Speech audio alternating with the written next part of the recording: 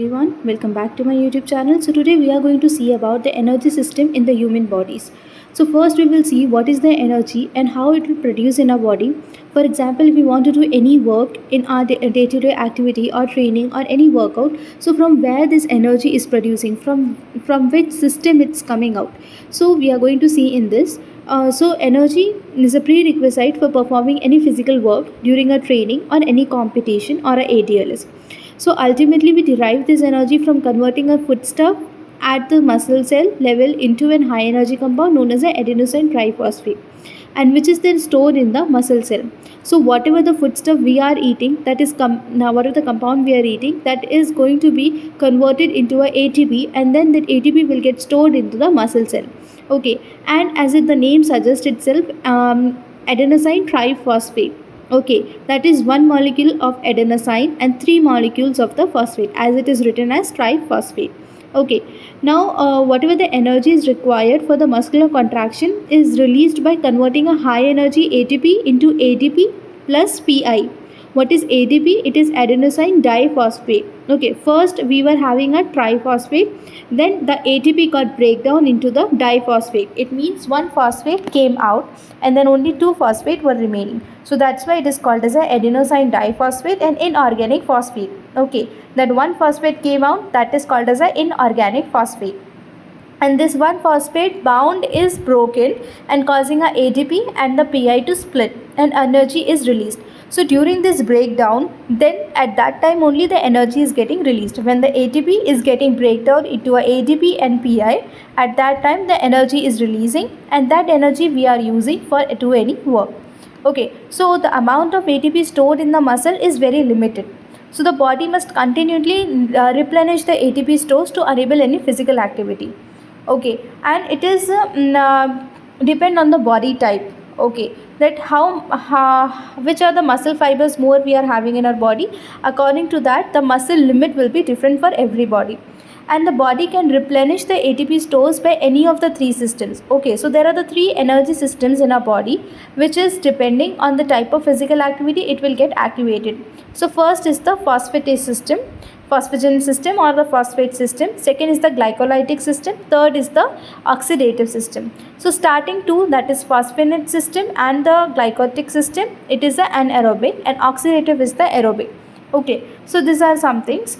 Then next you can see this diagram. So in this diagram you can see here that adenosine, how the adenosine is forming. So adenosine is forming from the adenine and the ribose. Okay, and then it is forming as a adenosine, and there are the three molecules of the phosphate. Okay, there is a high energy bounds, that is a triphosphate. So this is the compound of adenosine triphosphate, and then this adenosine triphosphate, that is ATP, getting hydrolysis. Okay, with the water, mixed with the water, and it is getting hydrolysis, and this is getting converted into ADP and the PI. PI is inorganic phosphate. And then after that, during this process, when it is getting breakdown, that time the energy is getting released. After that, this ADP is there. So this ADP will again getting hydrolyzed, and then it will convert into a adenosine monophosphate. Okay, it is getting converted into a adenosine monophosphate and the inorganic phosphate. Okay, so this is the process. It will go when the three of the ATP is over, then again the other ATPs will produced, and again this process will come. Okay, the next system is first system we are going to see is the Phosphagen ATP system. Okay, that is Phosphagen ATP PC system, and it is a primary anaerobic energy system. Okay, so in this what will happen means there will be three basic reactions. So first reaction will be in a results in a breakdown of ATP in a adenosine diphosphate and the PI. Same as I given that previously, ATP will break down into a ADP and PI, and the energy will release. Because the skeletal muscle has a limited ATP stores, further reactions are needed to maintain a ATP availabilities. Okay, so skeletal muscles are having very limited ATP stores, so because of that we need a more reactions, or we need some further reactions to maintain that ATP availability. The next is the second reaction is the to resynthesize the ATP. Okay, now what is going to be happen means the ATP is going to resynthesize, it is going to remake it from the ADP and the phosphocreatine. Okay, what is a phosphocreatine? So it is a byproduct in this system. So this phosphocreatine is going to mix with an ATP, and then it is going to resynthesize the ATP. Okay, so in this scenario, a phosphate is removed from the phosphocreatine, forming a PI and the creatine. Okay, then phosphocreatine is going to split up, and creatine will go different, and the inorganic phosphate will go different. And this inorganic phosphate that is formed by this process is then added to the ADP, and then the ATP molecule is formed. Okay, and what is the final reaction then? The final reaction that can occur breaks the ATP into an adenosine monophosphate. Okay, only one single phosphate is remaining now, and the PI. After which the PI can again be added to the ADP and resulting in the formation of the ADP. Okay, this is the final reaction. So these are the three reactions that we are having in the phosphagen ATPase. Then after that, we are having the glycolytic system.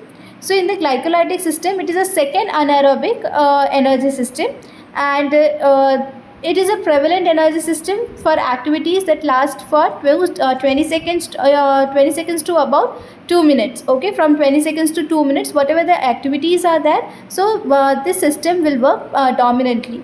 And the primary fuel for the glycolytic systems come from a breakdown of blood glucose and the glycogen storage. Okay, so what is the primary fuel for the glycolytic system? It is the blood glucose and the glycogen system. So initially the vast majority of the ATP is supplied from the fast glycolysis, and as the duration of activity approaches 2 minutes, the supply of ATP primarily comes from a slow glycolysis. Okay, so initially what will happen means there will be a vast majority of the ATP, and it is supplied by the fast glycolysis.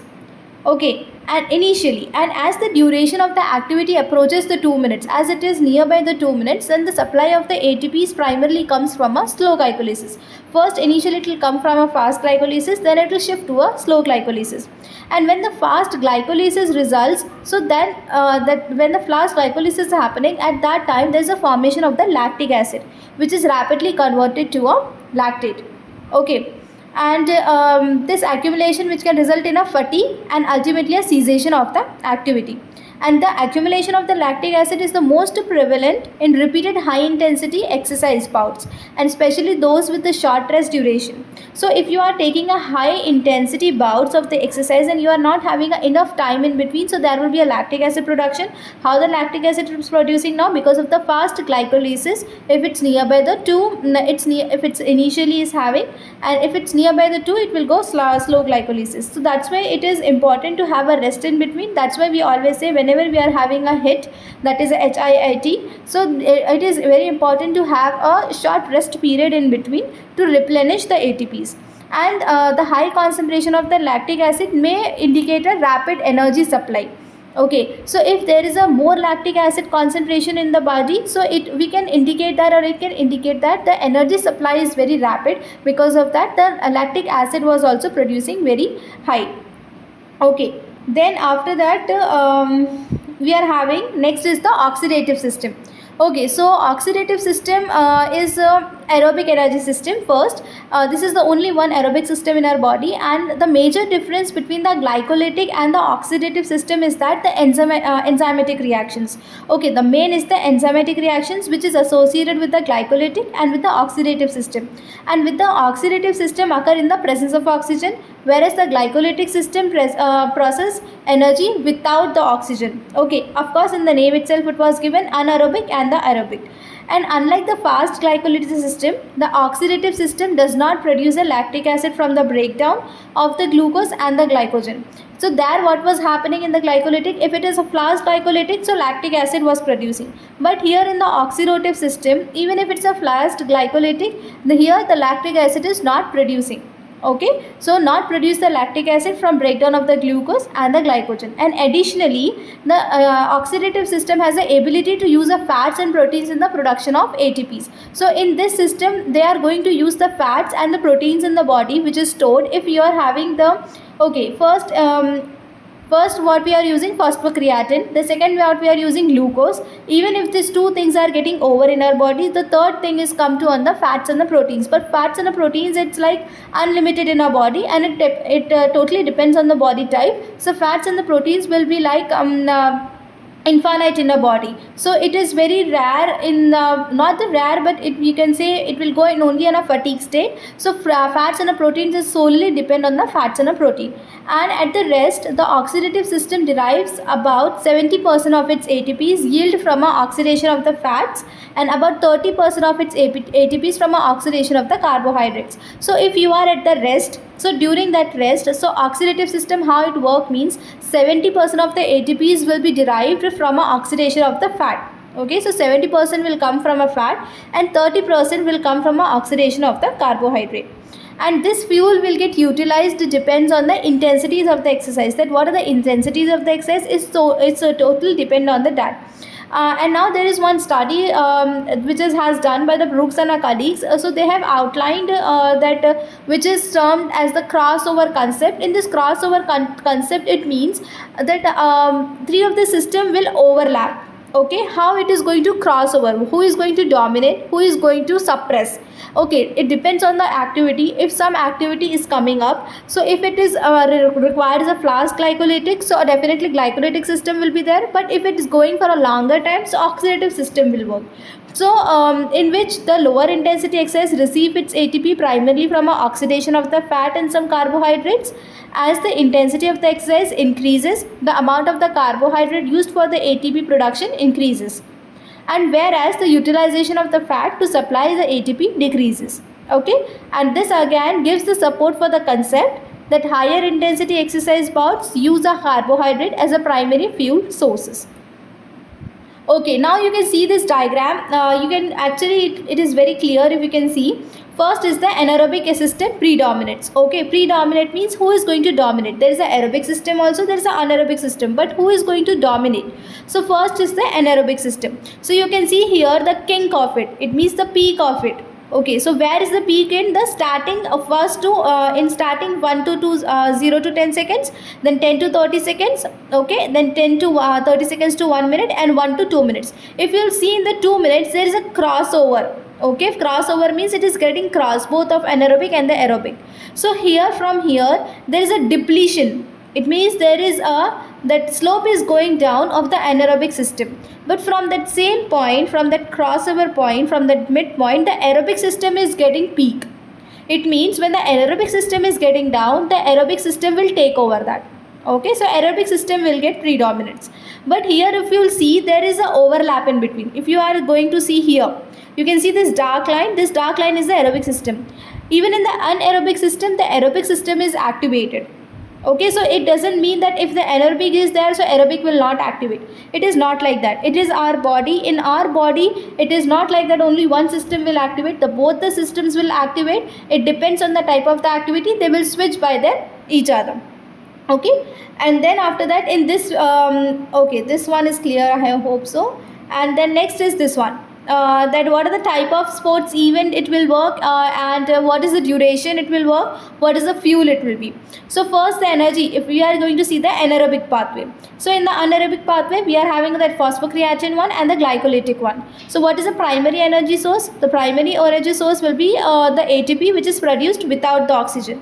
And what is the fuel? So for the ATP PC, the phosphagen, that is muscular store of the ATP, and the phosphocreatine is the fuel. Okay, and for the glycolysis, it is a blood glucose, liver glucose, or the muscle glycogen. Okay, that is the fuel. So I hope this is clear now. Then duration, if you will see about the duration, in the starting 0 to 10 seconds, the ATP PC will work mostly. Then 10 seconds to 60 seconds, glycolytic cycle will work mostly. Okay, it will go till 2 minutes, but it is just saying in a rough way, because they are going to just differentiate between the anaerobic and the aerobic, but we can count to 2 minutes. But the peak will be in the 60 seconds only. Now if the sports event, if we will see, so in the sports events like sprinting, less than 100 meter, throwing, then weightlifting, sky jumping, goal swinging, diving, vaulting and gymnastics. So this will come under the ATP PC, because these are the short bouts. It will it needs a quick energy. It will not go for a longer time. So that's why this will come under the ATPC. Okay, now the sprinting, which is go for a 2 to 400 meters, speed skating for 500 meters, then most gym events, track cycling and 50 meter swim. So in these things, the which system will work? The anaerobic one, the glycolytic will work. Okay, mostly the blood glucose will work. Then after 40 seconds, if you will see 40 to 50 seconds, okay, 50 seconds after that, if you will see 50 seconds to 2 minutes, there is a 100-meter swimming, 800-meter track, 500-meter going, then 1500, that is 1500-meter speed skating, floor exercise in gymnastics, alpine skiing, cycling track, and 1000 meters and the pursuit. So these are some games which is be come under the 40 seconds, that is 50 seconds to 2 minutes. So in this, if you will see, it is coming in between the anaerobic pathways and the aerobic pathways. So it depending upon the body type. In some of the body type, anaerobic will take over to the aerobic, and in some body type, if it's trained, so it will go in the anaerobic itself. Okay, so it totally depends that who is going to predominate this. Both can work in this sports. Okay, then next is the middle distance. If you'll see in the 4 minute down, that 4 minutes is written here. So middle distance track, swimming, speed skating, 1000-meter canoeing, then boxing, wrestling, martial arts, figure skating, synchronized swimming, and cycling pursuit. So this is the things which is solely aerobic pathways. In this, the anaerobic pathway will not work predominantly, but it will work in the initial stage. In every system, the initial stage will start with the anaerobic only, then only the aerobic will take place. But here, the quickly the aerobic will come, the anaerobic will not take this much time. And then after that, if you will see, so what is there? It is a glycogen completely metabolized in the presence of oxygen. Okay, so here you can see the glycogen was there in the glycolytic system also. Glycogen is there in the aerobic pathway also. But in this, it is only from the 10 seconds to 2 minutes, or we can see as 60 seconds. And from the 60 seconds to 10 minutes, it is in the presence of the oxygen. Okay, after the 10 minutes, the fat will come up. Okay, after the 10 or 15 minutes, the fat will come up, and the fat will use up for the 2 hours, till the 2 hours. And after the 2 hours, the protein will take over, and it will go for the 3 hours. Okay, it depends upon the body type. Now if the body is trained accordingly, so the systems will work accordingly. That's why before going into any events, the athletes will work accordingly, and the coaches will train them accordingly, that what are the sports they need, and the body get adapted to it, the energy systems get adapted to it. Okay, so these are some things which is in the energy system in the human body. So in next lecture, we will see the response and the adaptations of it. So I hope you will learn it in this. If any doubt is there, you can comment it below. And thank you for the watching. And don't forget to like, share and subscribe the video. So whenever I am going to upload my next video, you will get your notification if you will press the bell icon.